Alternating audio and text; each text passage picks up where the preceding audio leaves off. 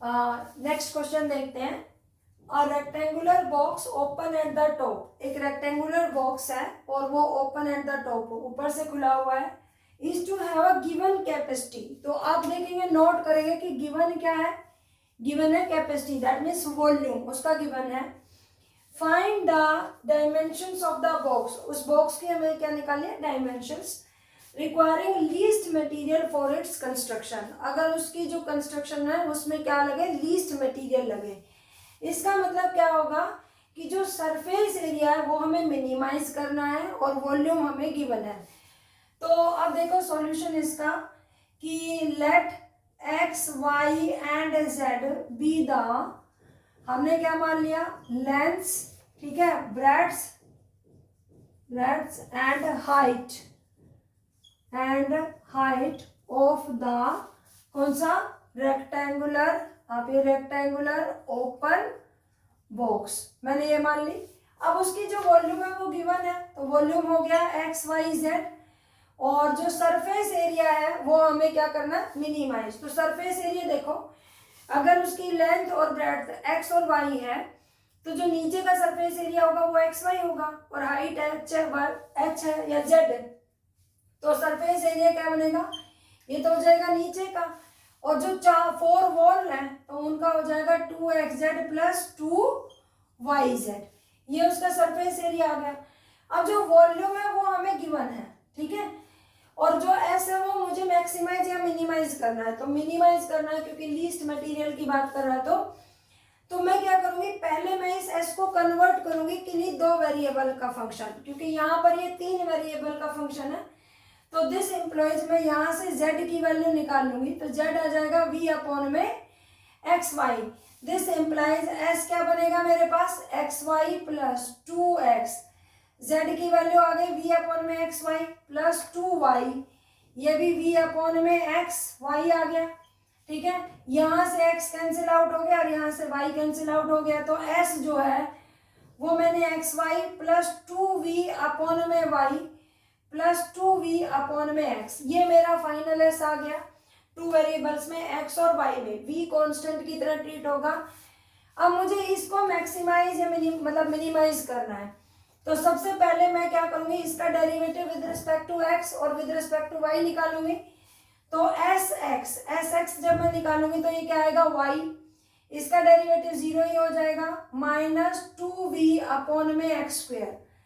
और जब मैं एस वाई निकालूंगी तो देखो इसका डेरिवेटिव क्या आएगा, y के रिस्पेक्ट में x, ठीक है, माइनस 2v अपॉन में वाई स्क्वायर, और इसका डेरिवेटिव हो जाएगा 0, ठीक है, ये आ गया। अब फॉर स्टेशनरी वैल्यूज के लिए हम क्या करते हैं, S X equal to 0 and S Y equal to 0, ठीक है। तो दिस इम्प्लाइज, इसका मतलब y माइनस 2v अपॉन में X square equal to 0 and x minus 2v upon में वाई स्क्वायर 0।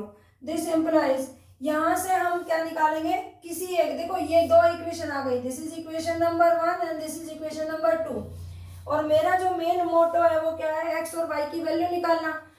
तो मैं क्या करूंगी, यहाँ से y की वैल्यू निकालूंगी 2v अपॉन में एक्स स्क्वायर, और यहाँ से ये वैल्यू यहाँ सब्सटीट्यूट करूंगी, तो देखो x माइनस 2v अपॉन में y का स्क्वायर है तो ये हो जाएगा 4v स्क्वायर, और जो है इस x स्क्वायर का होगा स्क्वायर तो वो ऊपर चला जाएगा, तो x रेज टू पावर 4, तो this is equal to 0। This implies x minus 2 जा 4, एक v कैंसिल आउट हो जाएगा, तो ये क्या हो जाएगा, x raise to power 4 v is equal to 0।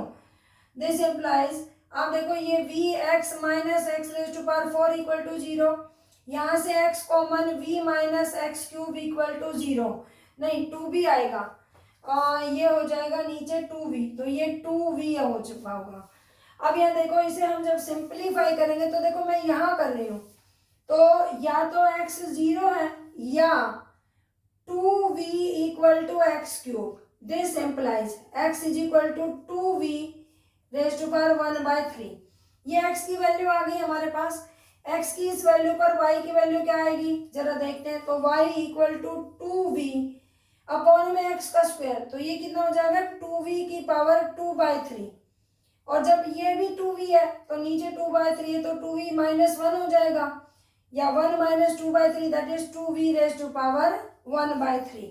तो देखो x और y दोनों इक्वल आ गए, इसका मतलब मुझे क्या स्टेशनरी वैल्यू मिली, x equal to Y equal to 2v raise to power 1/3। Therefore 2v raise to power 1/3, 2v raise to power 1/3 is the stationary point,